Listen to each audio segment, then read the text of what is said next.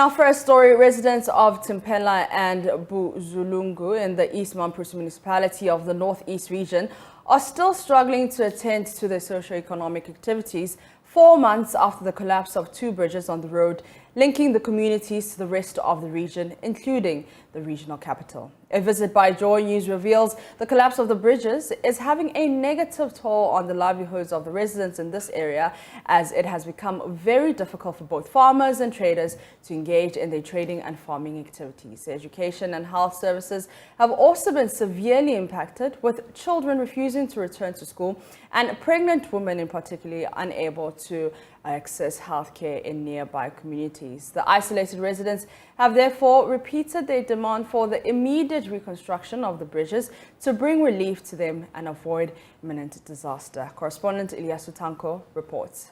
Residents living along the Kasape-Buzulungu-Timpela road located in the East Mamprusi municipality of the Northeast region have begun to agitate over the refusal of authorities to repair the damaged road which links the communities to the rest of the region and beyond. The road is one of the most important transportation corridors between the Upper East region and the Northeast region, where it runs west from Langbinsi on the Wale-Wale-Nalergu road to connect the Tamale-Bolgatanga road via communities in the West Mamprusi municipality. For many years since 1975, when it was first constructed, the road has served as the cornerstone of the socio-economic activities of the local population, dominated by Talensi, Gonja and Tampuluma settlers who are all into seasonal farming and petty trading. But since August this year, and for the first time in its history, the road has become completely inaccessible after heavy rains caused the collapse of 2 bridges on 8 portions at the Timpela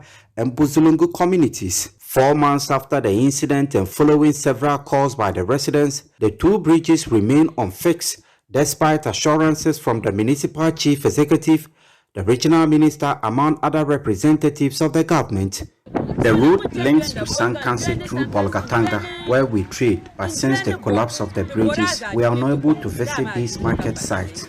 This has led to a growing agitation against the government by the inhabitants of the communities found along the road. So we are appealing to the authorities to fix the bridges. Otherwise, we are not going to vote.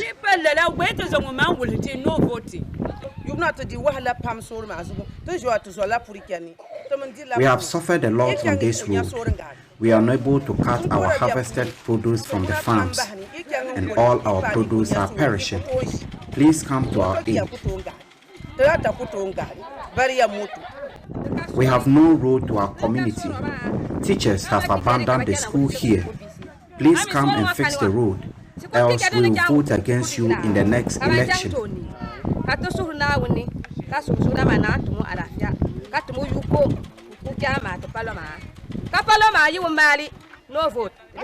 Education and health services had also been negatively impacted, as school children who could not attend classes during the rainy season have refused to return to classroom, while the only CHIPS facility in the area is not serving its purposes because there is no access to transport patients. We have been cut off by the collapse of the bridges. The health facility is now under patronage because the communities on the other side can no longer access it. Our maize crop and other produces are rotting away. There is a looming hunger. My name is Kofi, and I'm the station chairman here. But how can I survive as a station chairman when all vehicles have stopped traveling on this road? So I look up to the president to come to my rescue. At Timpela, the residents remain isolated with no vehicular movement and access to basic services. The chief linguist made a passionate appeal to the authorities to fix the bridges.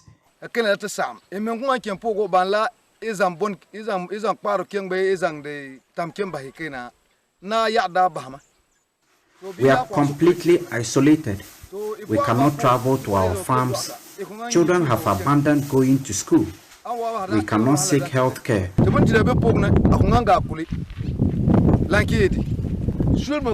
No cars are coming here. Yet we vote every time during elections. We are appealing for attention because we are also Ghanaians.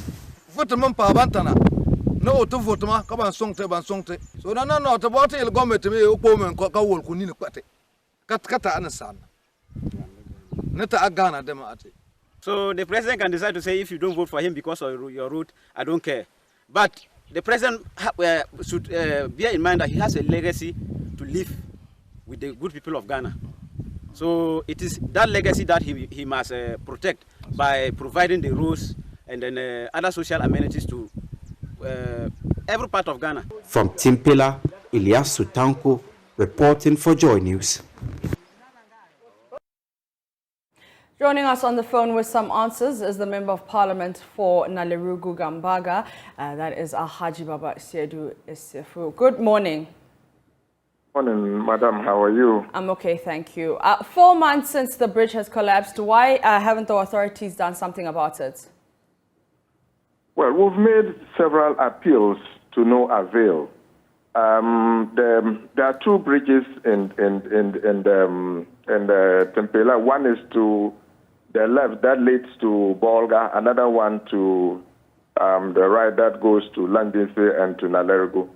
Now, the first bridge in Timpela town collapsed about 2 years ago. And I, as the Member of Parliament, when I heard of the unfortunate situation, I went there and I made some passionate appeals. I filed a question on the floor of Parliament to that effect, that the minister should have an intervention there. Even if we couldn't do a permanent construction, we could do a belly bridge to give the people access. Unfortunately, this did not work.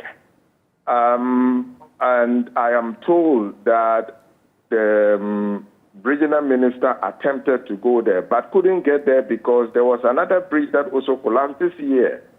So leaving Timpela, as an island.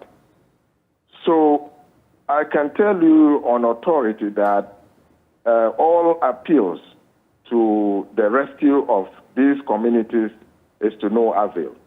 And it is a very worrying situation for me as an MP. And that is their predicament. One collapsed 2 years ago, another one caved in this year. And I can tell you that the regional minister is yet to get to Timpela to understand the predicament of these people. So it is a worrying situation for me as an MP. It's a worrying situation indeed, and I understand that 2 years ago you made some passionate appeals. 4 months ago you also made some passionate appeals. But what do we do after these appeals? Because there are some pregnant women who can't get access healthcare. There are some school children who can't access education. So what do you intend to do after these passionate appeals? Well, I need to keep putting pressure on them because the MP may not have the budget to be able to fix this road and to fix the bridges. So I'll keep pushing. Alternatively, what we are also looking at is to see whether we can do a footpath. If we finally do not get them to respond, we are looking at doing a footpath just for the people to be able to cross. But this is a tall order, because these culverts are very big with a very huge stream, and it is sincerely very difficult for us to even use the footbridge. So I think that we all have to call on the government, or everybody has to put pressure. The media has to keep exposing this predicament of the people. It is a constitutional imperative for them to also have development. They are the people of Ghana. It's a constitutional imperative. So why is it that we talk about balanced development and we're not looking at that? So it is a very worrying situation for us. The footpath that we're talking about, footbridge that we're talking about, is not going to be sustainable.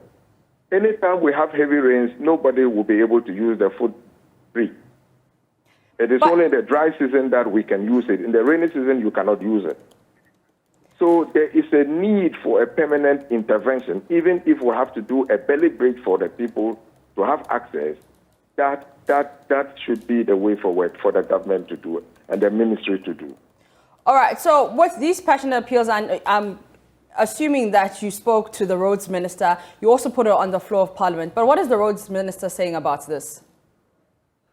Well, the first engagement I had with him, he told us that they were looking for budgetary allocation for that, and that they were looking at 2023 budget to see whether they could get funds and put it in the budget for funding to be allocated for that road.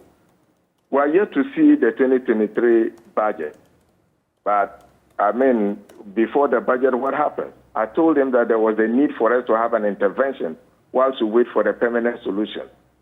And that intervention never came.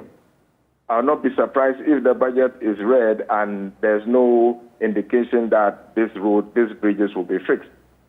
So it is a real situation for us, and the people are in a very deplorable state. If you look at it, they cannot go to school, especially in this rainy season. The guy beneath that is to the other half of the road that leads to Bolga cannot come to Timpela town to access basic education. All right. So for these 2 years, these communities are virtually cut off.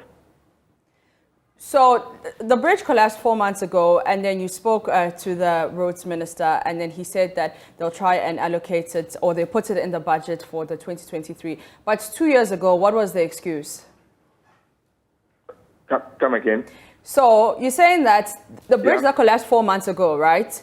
Yeah, that's 4 months ago, yeah. 4 months ago, yeah. The roads minister will try and put it, or they'll try and put it in the budget for 2023. But we do know that there was another bridge that collapsed 2 years ago. So I want to understand, what was the excuse 2 years ago? The one that collapsed 2 years ago is the one he said they'll put in the budget for 2023. That was last year. I see. Okay. That was the one he said they'll put in the budget for 2023.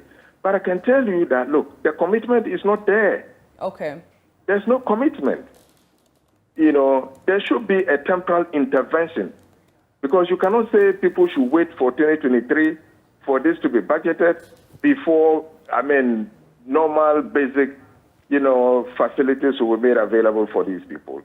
We cannot say that. So it is just lack of commitment. And the regional minister has not visited that place. He's yet to go there. He's yet to go there. 4 months ago, when I got to that place, the first bridge that collapsed from Buzulungu, I had to go on a motorbike up to Timpela. You only need a motorbike to be able to get to the second bridge, because there's no access for any vehicle to get to the first bridge in Timpela town. So that is our predicament, and the minister is yet to go there. It is a worrying situation for me as an MP and the people of that enclave. And I call on the minister, road minister, the regional minister, to get serious about this particular predicament of the people. They are part of Ghana. Yeah. And they deserve better. All right. That is Member of Parliament for Nalirugu Gambaga, Alhaji Baba Seydou Sifu, and he's been giving us an update on what the authorities are doing, or rather not doing, for those people in that community. But also joining us on the phone is our Northeast Regional Correspondent, Ilyaso Tanko. Well, Ilyaso, I mean, we've heard what the authorities are attempting to do, but what have you heard on the ground? Well, it's a very difficult situation for the residents in this particular two communities. Not only the two communities, but there are several communities dotted along this particular road. Like I said in the report, it's a very important transportation corridor that links the Northeast region to the Upper East region. And as I speak to you now, it's very difficult for all the communities in the area to undergo the socio-economic activities. And so as we speak, most of them are not able to bring their harvested produce from the farms. Children have refused to return to school. And it's a completely disaster in that area. Vehicular movement is unavailable in the area. And the entire area has one chips compound, a chips facility. And as a result of the collapse of these two bridges, when I visited in the area, the chips compound was very empty. The staff I'm told, had returned home because people were not patronizing the facility as a result of the collapse of the bridges. And so it's really very difficult for them in that area. They told me that it's a looming hunger in the area because their farm produce that they solely depend on, they have not been able to cut it from the farms to the homes. And so, yes, it's a very difficult situation. I tried to reach out the municipal chief executive had assured them at the time of the collapse of these two bridges. The regional minister himself has also visited there and gave them the assurance. But as I speak to you now, nothing has been done with this particular situation. Like you said in your report that some farming and trading activities have come to a halt. So how are these residents coping?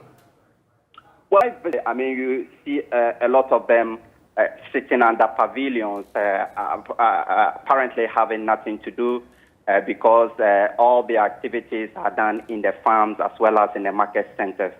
But because of the collapse of the bridges, they are not able to engage in these economic activities. And so every day they tell me that they wake up, they sit under the pavilions. Sometimes they have to walk to their farms and try to bring home a few farm produce to help them survive.